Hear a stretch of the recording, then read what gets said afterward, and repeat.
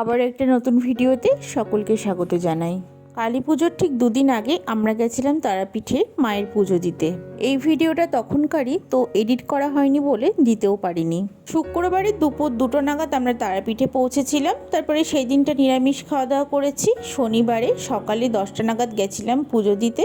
তারাপীঠে তো যারা গেছেন তারা জানেনই, ওখানে পান্ডাদের সাহায্য নিয়েই পুজো দিতে হয়। তো আমরা তারাপীঠে গিয়ে বেশ কিছু সুবিধা পেয়েছি। তার কারণটা বলি।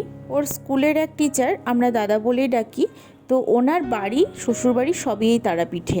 এমনকি যে পান্ডা ছিলেন তিনিও ছিলেন ওনার পরিচিত। মন্দির চত্বরে যে পুজোর সামগ্রিক দোকানগুলো রয়েছে সেখান থেকে আমরা ফুল, মালা, পুজোর সমস্ত জিনিসপত্র কিনেছিলাম। তারপরে মন্দিরে গেলাম। ওখানে 3টে প্রসেসে পুজো দেওয়া হয়। একটা হচ্ছে লাইন ধরে, আর একটা নাট মন্দির থেকে, আর একটা হলো ভিআইপি টিকিট কেটে, যেটার মূল্য 500 টাকা। ওটাতে লাইন টাইন দেওয়ার কোনো ঝামেলা নেই, সোজা গিয়ে মাকে দর্শন করে পুজো দেওয়ার সুযোগ পাওয়া যায়। শ্রীহান যেহেতু ভীষণ ছোট, লাইন দেওয়া তো আমাদের পক্ষে সম্ভব ছিল না। তাছাড়া মনে ভীষণ ইচ্ছা ছিল মাকে কাছ থেকে একবার দেখার, সেই জন্য আমরা ওই টিকিটটা কেটেছিলাম। ভিতরে না ভীষণ ভিড় ছিল, তবে আমাদের যে পান্ডা ছিলেন ওনার সহযোগিতায় খুব ভালোভাবে পুজো দিতে পেরেছি। বাইরেও বেশ কয়েকটা মন্দির রয়েছে। এটা একটা শিবলিঙ্গ, শ্রীহান এখানে পুজো দিচ্ছিল। প্রত্যেকটা মন্দিরেই আমরা পুজো দিয়েছিলাম। এই মন্দিরটাতে গণেশ ঠাকুর ছিল, আর পাশে ছিল বজরংবলী। প্রত্যেকটা মন্দিরের কাছে না এরকম জবার মালা বিক্রি করছে, তো সব মন্দিরের সামনে থেকে একটা করে কিনে ওই ঠাকুরকে দেওয়া হয়েছে।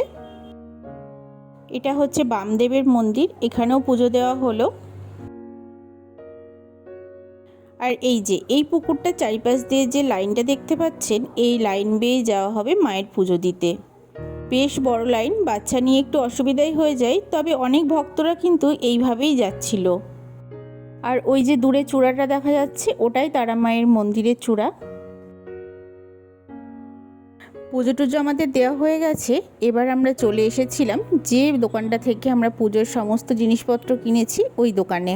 ভিতরে প্রচণ্ড ভিড় ছিল, আর সেই রকম গরমও পড়েছে, তাই এই দোকানে এসে একটু প্রসাদ মুখে দিয়ে জল খেলাম আর কি।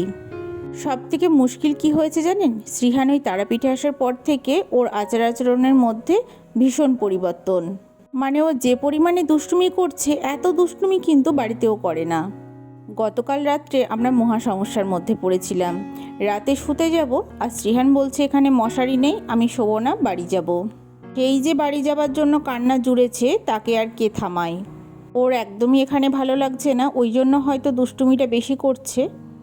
ওর বাবাও একবার রেগে যাচ্ছে, আর আমিও রেগে যাচ্ছি। পুজো সেরে ফেরার সময় আমরা ভাবলাম সকালের খাবারটা খেয়েই ঢুকবো একবারে হোটেলে।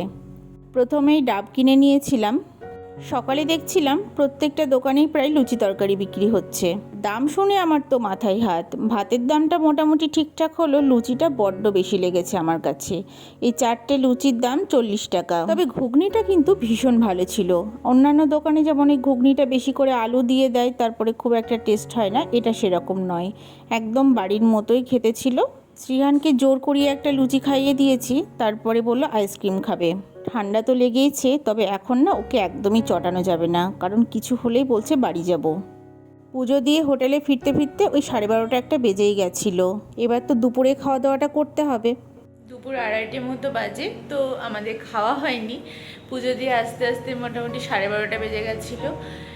আর একটু শুয়ে রেস্ট নিলাম, এবার খেতে যাচ্ছি। তারপরে খেয়ে দিয়ে এসে একটু ঘরেই থাকবো, তারপরে সন্ধ্যাবেলা আবার বেরোবো সন্ধ্যা আরতি দেখার জন্য। তো যাই এখন।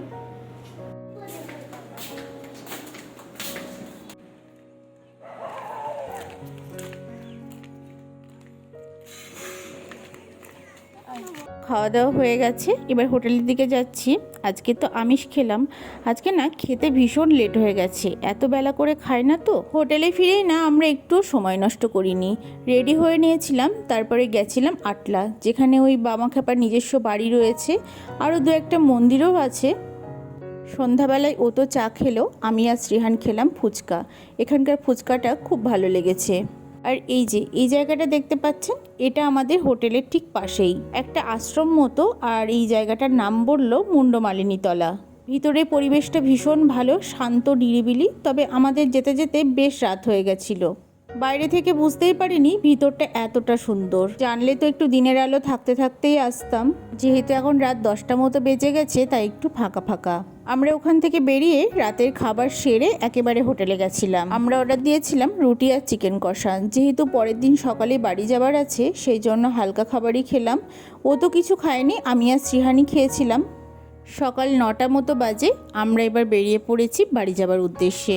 প্রথমেই তো অটোতে উঠেছি, এখান থেকে স্টেশন যাব, তারপরে ওখান থেকে ট্রেনে উঠব। ট্রেনে উঠে শ্রীহানি কাজই হচ্ছে অবাক হয়ে চারিপাশটা দেখা। ট্রেনে যারাই পয়সা চাইছে তাদেরকে ও একটা করে দিচ্ছে, বাবার থেকে নিয়ে অনেকগুলো পয়সা সে কাছে রেখে দিয়েছে। এতেই তার ভীষণ আনন্দ। এদিকে দেখুন, সে তো জানালার ধারেই বসবে এই নিয়ে জেদ করছে। ট্রেনে ভীষণ ভিড়, একটা এইটুকু বাচ্চা যদি একটা সিট নিয়ে থাকে কেমন লজ্জার ব্যাপার বলুন তো। কিছুতেই সে কোলে উঠবে না। তারপর একটু খিদে পেয়েছিল, কাঁচা ছোলা নিয়ে নিয়েছিলাম। সকালে না এটা ওটা একদমই খেতে ইচ্ছা করে না। বীরভূম, মুর্শিদাবাদ, বর্ধমান এগুলোতে না সকালে মুড়ি খাবার চলটা বেশ আছে। সকালের টিফিনটা ট্রেনে ওই চপ মুড়ি দিয়ে সেরেছি। তারপরে তো শশা পেয়ারা রয়েছে। ওর কাছাকাছি ট্রেন প্রায় 1 ঘন্টা দাঁড়িয়েছিল, আর কোনো ভিডিও করতে পারিনি। কমেন্ট বক্সে একটা কমেন্ট করে জানান তো আমাদের এই ছোট্ট ভিডিওটা কেমন লাগলো।